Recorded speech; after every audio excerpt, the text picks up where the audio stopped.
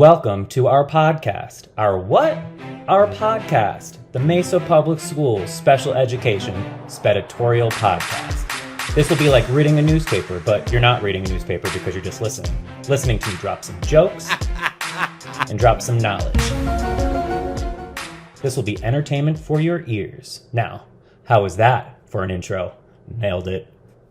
Welcome to the Editorial podcast, Season 3, Episode 2, with your host, Justin Ashley, Director of Compliance and Content.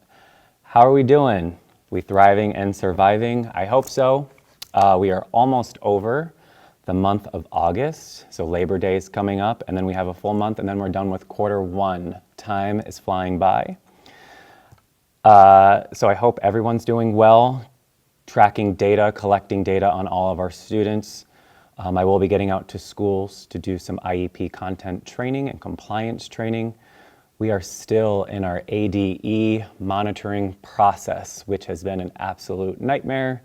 And the psychologists were informed yesterday morning about some of the METs that we are completing and the areas that we're falling short on. So how has my week been? My horoscope today says cry for yourself today. So I don't know if that's any indication of how this year will go, but trying to stay positive. So I had some clarifications that I had to go over from last podcast, as well as the newsletter that went out. One, out-of-state evaluations, that's up to the school psychologist if it meets Arizona guidelines and state regulations. I think I did originally put out that it should be a reevaluation if it's coming from out of state, but I leave that up to the school psychologist, whatever they deem appropriate. As to the next steps for that specific child. Let's just hope that all of the requirements are in there. Second clarification, the progress reporting dates. I did get some questions on that based off the newsletter that we sent out with the podcast. It was September 30th should have been the date, not September 3rd. The fingers switched a little bit. So I had some teachers panic and say, it's not September 3rd, it's September 30th, and you are correct, so I apologize, it was just a typo. Things happen. I miss things. Human mistake. And then lastly, special education clerk should not be in any MET or IEP documentation. I think that was an expectation years prior, but since I've come into this role, special ed clerks really shouldn't be inputting any important information into a MET or an IEP. That is the responsibility of the school psychologist, case manager, special education teacher, and whomever else would have access to that student, which would be probably like OT, PT, SLP, or possibly a school nurse or DHH. We have a whole bunch of providers that could be putting information in. A special education clerk is not one of them. Okay. High-flying questions. I'm changing the outlook of how this looks on the podcast. Typically, I did the top 5 with Justin Ashley with the Johnny Carson, I believe. Countdown, but we're just going to go through them as the high-flying questions. So one of the first questions that I got was, for EL students, do we have to have both English and the other language documentation translated? Absolutely.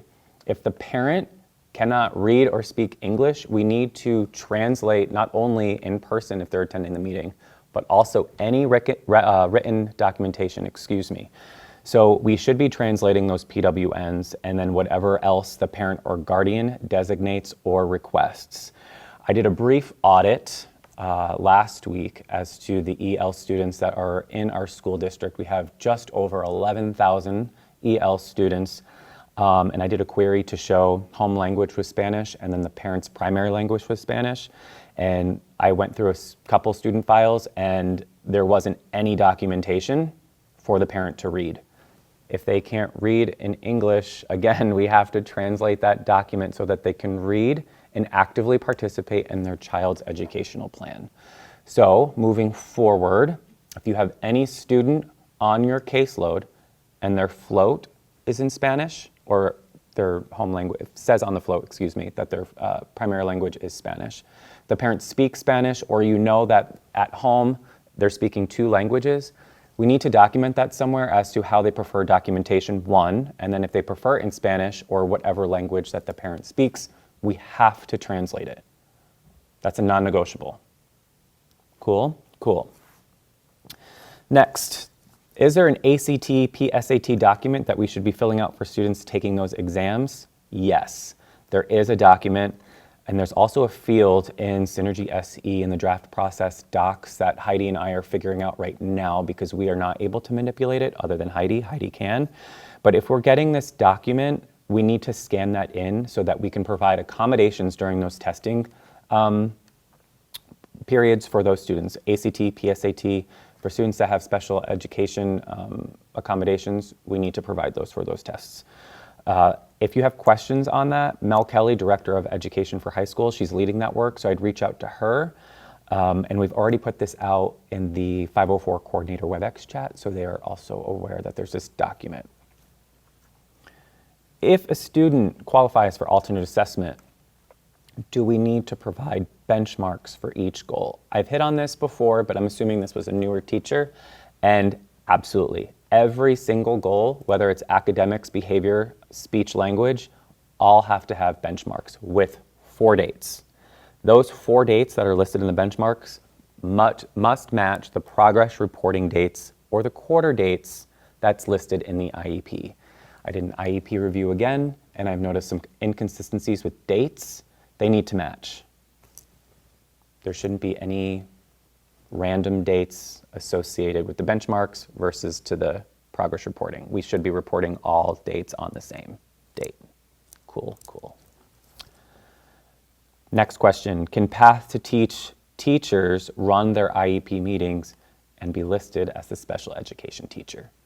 Yes, Path to Teach teachers can. They are considered like our TIR program that we had last year. It's now Path to Teach. As for running their meetings, I would definitely have someone else that's on their campus attend, whether that's their department chair or site lead, whether that's an SLP, whether that's another special education teacher on your campus. I wouldn't just let these Path to Teach teachers just run their own meetings. I think we should be doing best practice in setting them up for success and showing them how IEP meetings are run. That way they're not faltering or we get parent complaints. Let's set them up for success. They are having a tough year. There's a lot thrown at them, whether that's the new adoption of the curriculum that they're having to navigate through. There's the IEP process, which we all know is a nightmare in itself. There's a lot of components that they need to hit on when they're writing their IEPs. So let's give them a little bit of grace and provide that support that they need so that they can be successful in the classroom, because obviously we want to retain and keep them in Mesa Public Schools. And then the last question, I'm getting a lot of questions on substitute teachers in special education classrooms and their responsibilities. So just so everyone knows, implementation guidelines, that is on our special education website. I highly recommend going to that and reviewing some of the documentation there. I try to keep it as updated as possible. We do have new guidance that we're waiting on because we need to figure out how to upload that without T. She's still not here. So we're figuring out that process, but this process has not changed. So here are the responsibilities for your special education substitutes in the classroom. They can plan their daily lessons, collect data. They can participate in MET and IEP meetings. However, they cannot be listed as a special education teacher on that document, but they can provide current assessments or classroom-based assessments or functioning in the classroom to whomever is writing that IEP. They can complete the teacher input form prior to the IEP annual review. They can communicate with parents when necessary. They can complete progress reports and report cards. And then lastly, they can supervise and coordinate their instructional assistants. If you have any further questions on any of the questions that I just went through, please feel free to email me or call. I'll be happy to troubleshoot with you and go over your concerns if you should have any.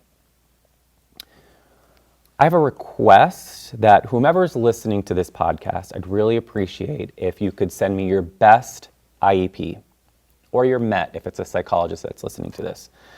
I want to do like a further review based on compliance and content, and I'd like to see where we are when it comes to writing IEPs, because we still have to remember as a district, we're still in our monitoring process. So I want to make sure that the training that I've been putting out has been resonating with our teachers and our psychologists. So if you could do that for me, that would be a solid. And then I'd give you feedback moving forward and some suggestions that you could help strengthen IEPs if that's an area of need for you with the IEP. I forgot to mention Michelle Clower and changes in department last podcast. It was my flub, so I apologize, Michelle. Michelle Clower used to be Eric Turner's department specialist last year. She's now Mel Kelly's. So if you're seeing secondary, Michelle Clower email you or contact you, it's just Mel Kelly's department specialist, and she's helping Mel doing anything SPED in the secondary realm. Now to the fun part, the shout outs. I would like to, first and foremost, give a shout out to the school psychologist for the heavy lift of the MTSS process that we put out this school year, because we're full implementation. So I know it was a heavy lift, so I appreciate all the school psychs that are moving forward with the MTSS presentation. I know it's a long presentation, so I apologize. But I feel like all of that information in that presentation that Danya, Nathan, and myself put together is relevant and important for both general education teachers and special education teachers to understand the process. Our referral rate is way too high. We are just about 20%, and that's too high for our district. We need to knock that down a few percentages. So if we get there, I think we're going to see a decrease in that. Fingers crossed, right? I'd also like to give a shout out to the Path to Teach teachers. I know things are very overwhelming right now. Again, I mentioned that the curriculum that's coming out, the training that needs to go through, the IEP process, going through parent meetings and scheduling appointments with parents, it's a lot. But just know that district is here to support you, both the teaching and learning side if you're gen ed and the special education side if you're special ed. We are here to help. So please just take a deep breath. We will get through this together, and we will help support any way possible. I know Christine Davis on the SPED side, she is a rock star and she's killing it. And next week you will have a training with me and her all day Wednesday. So that should be fun. I'm hoping to, lighten up the mood, if you will, and hopefully ease some of your concerns and your stresses. So thank you. Next, I got some emails that I always like to give some email input. Katie Copeland, she said, welcome back. I love the new digs. I know, right? It's pretty good. Moving on up. Looks so professional, but a tad lonely. I know, Katie, I'm lonely over here. I was supposed to have my counterpart, Lindsay Massey, show up, and she did not. She forgot about it. She forgot about me, which is ridiculous because I talked to her last night and told her about this. But also my fault because I did not schedule her or put it on her calendar. Just thought she'd remember, but I know where I stand now with Lindsay Massey. Just kidding, Linz, I love you. And she's also looking forward to seeing some guests, which we will have some guests coming up. It's just been a little bit of I keep saying nightmare, but I feel like that's a good word to use. I've been putting out a lot of fires lately, so I haven't had time to reach out to people, but there will be guests and we'll be going over things, especially when it comes to the OP programming this year that's brand new. Tammy Volts and Sue Ambrose, those are our Medicaid specialists. They sent me a nice email. They said, love the new set, and honestly, this was the best podcast ever recorded, so I think it has to do with where I am at EdTV. I don't think Tammy and Sue liked looking at my office. That's fine. It was very boring in there. This is kind of a cooler environment. So thank you both. Andrea Becker, she's over at Salk, and she's also helping me put some presentations together because she's going through her Masters of Education Leadership. And she said, I want to let you know I left Mesa several years ago because of how things were going in special education. I have been beyond thrilled with all of the support we have now. The extra training, the support system, and the overall positive energy makes me so proud to be back. Thank you for all that you do. What we can do to be thankless, but we see you. Our parents are happy, our students are happy, and our staff is happy. And basically that's all I want to hear. I think we really need to lean into the happiness. It's been a stressful start of the year already, so that email actually really helped me put things into perspective. So Andrea, I really appreciate your kind words. And then Christine Dunham, she's an SLP, I believe, over at Lincoln. She brought me coffee the other day. I think it was a mistake or someone didn't want it, but hey, that really lightened up my day. I needed that coffee. I was super tired, so it gave me a boost of energy. So Christine, appreciate it. Okay. So last year, you remember we used to do questions for each podcast, and I would ask a question, and then the listeners would email me the answer, and if they had the correct answer with the number or the correct number that I would say, like if it was the third email in my inbox with the correct answer, you'd get a gift. We're going to move forward with that. I think everybody can use a little gift right now. So here's how that system works if we have new listeners listening to the podcast. I ask a question, you provide me the answer through email. And then I list like the third person in my email inbox with the correct answer gets a gift, which I'll be sending through inner office mail. So that's basically how it works, but it has to be the right answer. You can't just have a wrong answer and number 3 in my inbox. That doesn't work. So the question is, because we are getting some questions, and I did do that audit on EL students and translated documentation. If a parent is bilingual, do you need a site-based district interpreter present at the IEP or MET meeting, or can a relative or a friend interpret that meeting? That's the question.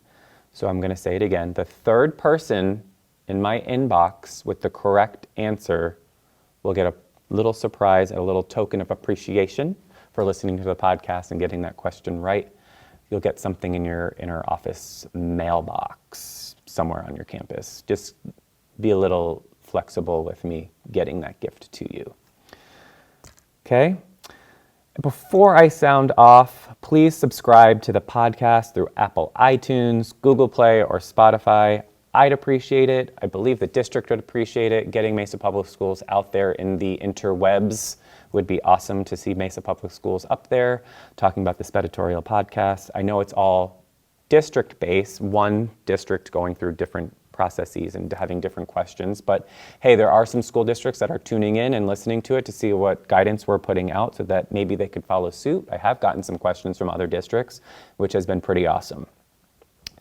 And then, as always, with Superintendent Forlis, with her list of things to do when it's igniting a culture for learning, be kind, care for others, speak and act respectfully, remain calm, and then listen actively. I'm Justin Ashley, Director of Compliance and Content. Thank you for listening. Tune in next time.